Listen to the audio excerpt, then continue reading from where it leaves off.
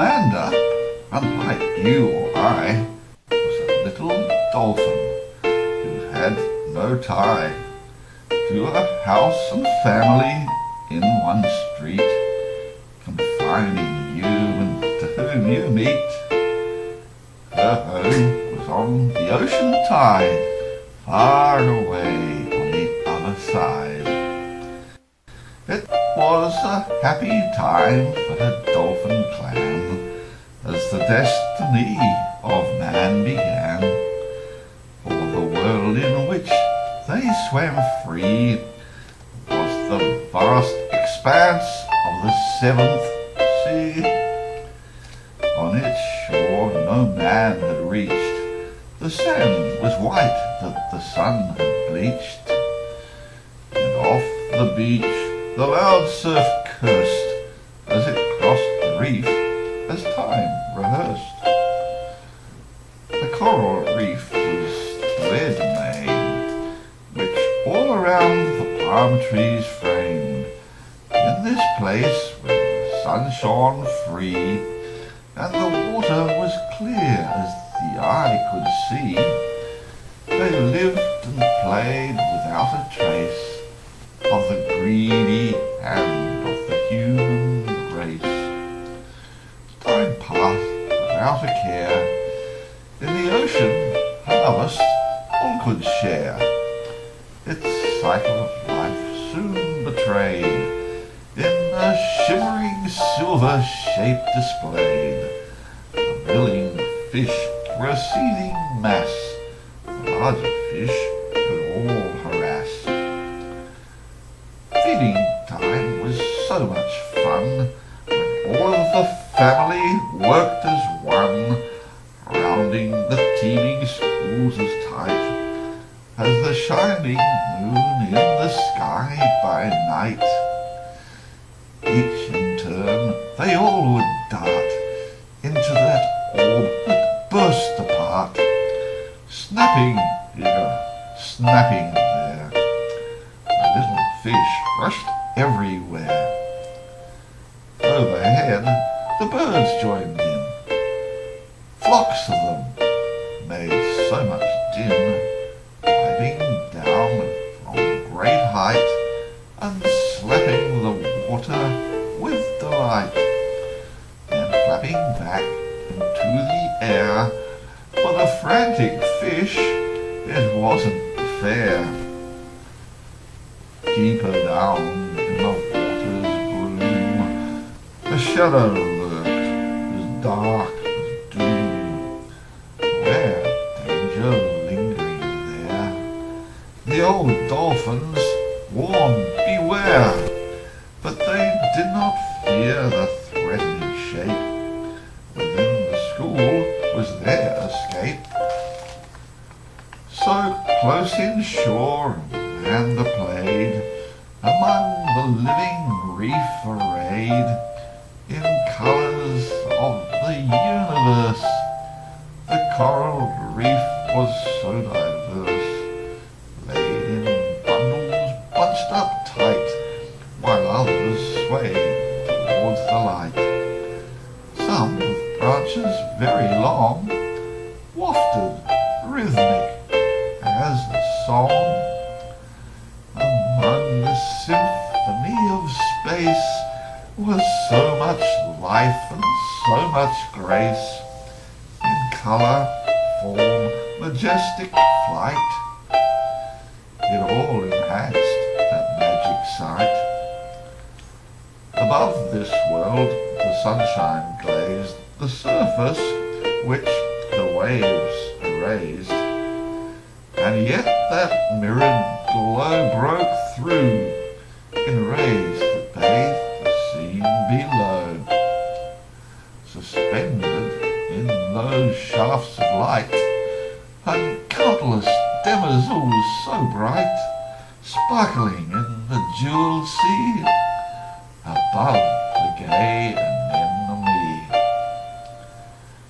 This was Amanda's special place, and time spent here just seemed to race. And others called, not far away, was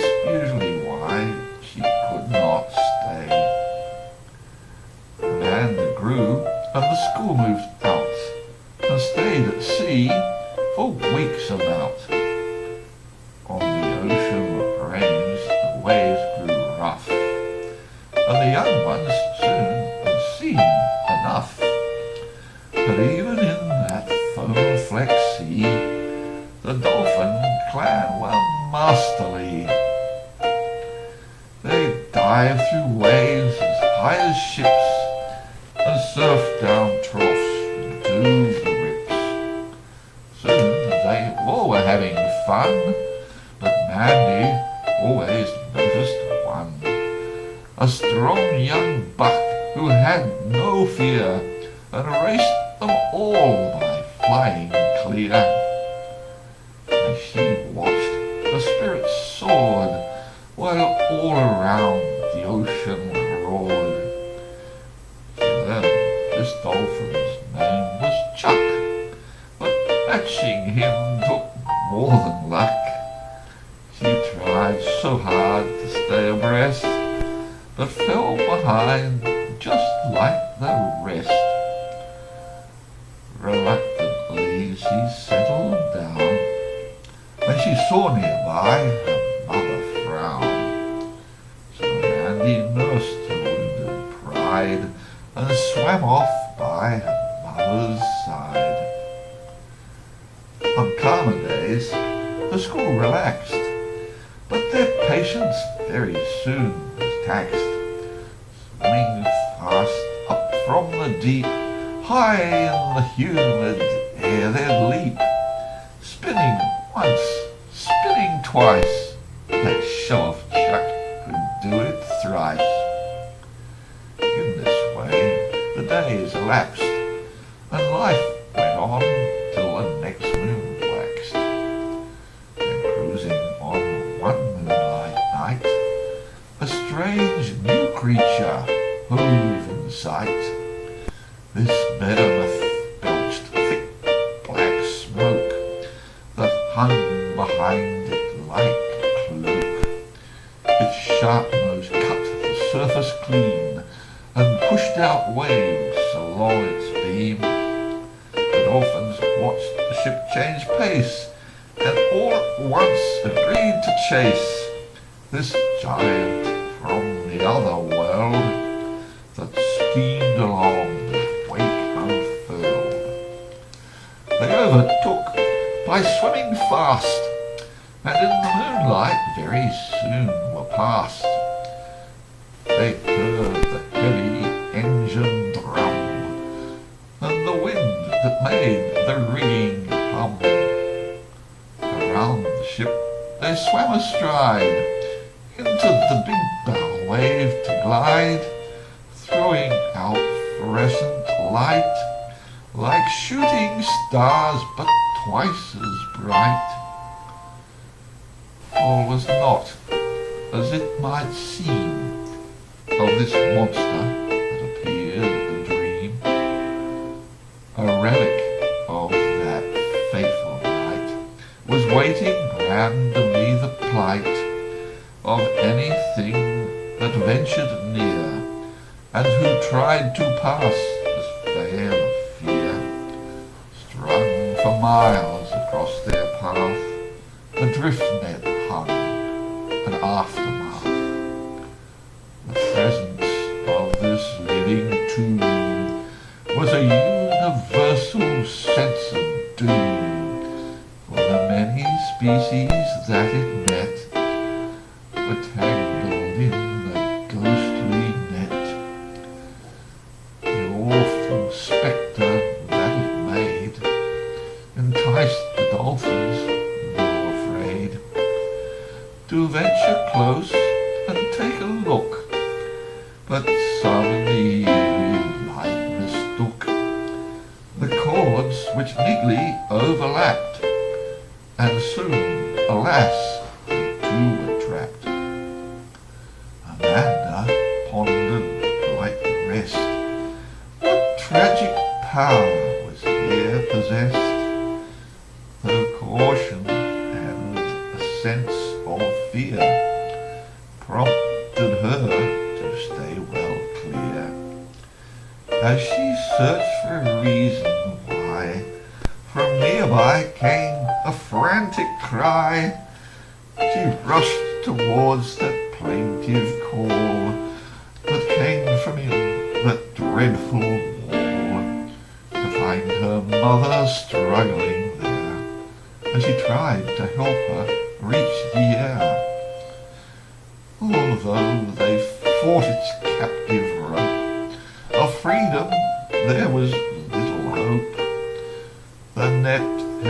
mother tightly clenched, and Mandy's flipper twice was wrenched. She heard the surface drum rotate, and saw the massive net vibrate. Without heeding mother's plea, it slowly hauled her from the sea. Tormented, Mandy thrashed around as she felt the injured flipper pound. Mortal anguish and despair are the reasons that she lingered there. Alone then in that awful place, of comfort there was little trace, and as if fate could have dealt worse, she sensed the presence of a curse. The menacing shadow always near, with the trouble ventured to appear. She felt the icy water rush, and saw just off the cold jaws crush a victim of that dreadful snare. It swallowed down with one sharp tear. Amanda's terror now was real. The creature looked for another meal. A little dolphin, alone and ill, and the shark closed in for an easy kill. The ugly jaws lined razor white, opened for a savage bite. But as those fearful teeth gaped wide, she lunged desperately aside. With panic, Mandy loudly squealed as the large grey shadow slowly wheeled. And while the evil eye looked back, it launched itself on a new attack. No longer at her mother's side, Amanda had no place to hide. Resigned to a gruesome fate, she closed her eyes the end to wait. In darkness and with death so near, the faint alarm was hard to hear. A single challenge, could it be? Came surging through the lonely sea. Amanda dared a furtive glance, at once felt all her nerve ends dance. A champion to her cause stormed into view, did not pause. Intent upon its easy meal, the shark made no attempt to reel, and so Chuck struck it with such force, he knocked the monster from its course. Amanda knew that Chuck was brave, but could he match that horrid knave? And would he really overcome a creature that weighed half a ton? Although the dolphin buck was strong, the shark at least was twice as long. Its anger showed at being foiled, an easy dinner had been spoiled. In awe Amanda watched the wrath that turned the churning sea to froth, and as the giant monster writhed from side to side his razor's scythe, in and out the dolphin dashed, and from every point harassed. But even though he was so fast, the uneven duel just could not last. And as the great mouth open slashed, the dolphin's dorsal fin was gashed. By now his strength was wearing out, and soon it would have been a rout. Just as it seemed that all was lost, and Chuck had fought at such a cost, suddenly, in a burst of sound, a cavalcade came bearing down. The dolphins rallied from their plight, came charging in to join the fight. From every side they ran the shark, as it sank slowly back into the dark. In death it finally rolled free and drifted to eternity.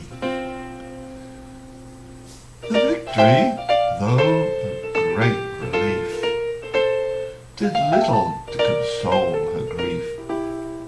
Amanda, who was now alone, faced a world she'd never known. But while she followed quite bereft the school of Dolphin that were left, her champion, who had given proof she found no longer was aloof. Instead of racing far away, Chuck seemed quite content to stay. And when they worked the schools of fish, he helped her catch the choicest dish. She knew his interest was not feigned, and the sadness deep inside her waned. Day by day her memory blurred, while in her heart new feelings stirred. And despite her boyfriend's ugly scar, to Mandy, Chuck was best by far. As life resumed its carefree plot, instinct told her she must not continue playing till the dawn, as soon a baby would be born. She waited quietly for the time, her happiness by now sublime, and finally she gave birth, the cutest dolphin on all the earth. Amanda's baby was a trick, and tried to splash her with a flick.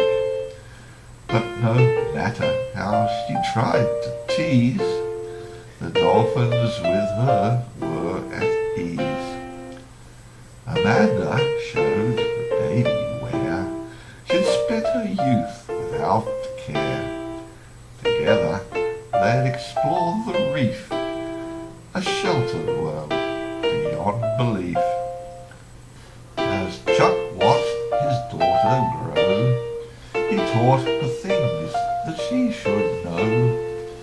He tried concealing how he felt whenever discipline was dealt, though he always looked quite stern and sometimes would be very firm.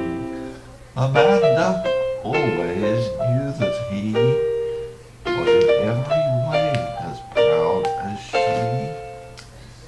The story tells of nature's part and the making of this world and art, and only when man interferes that trouble all around appears.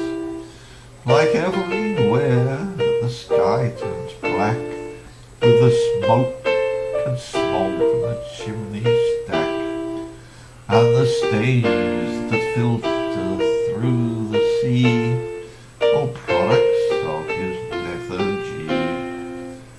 Like every time that man pretends the dolphins are his special friends, we see more fishermen encroach in the oceans with their nets to poach. They indiscriminately snatch every living thing those nets can catch. Perhaps it's time we be more fair and try a little more to share before the list that has been compiled of the living things that we've defiled becomes the portent of our fate, approaching at an alarming rate. So if the clock could be turned back to stars on track, would we have the time to be aware of this fragile planet in our care? Or if we had a second chance to come back for another dance, what creature would you rather be? A little dolphin, naturally.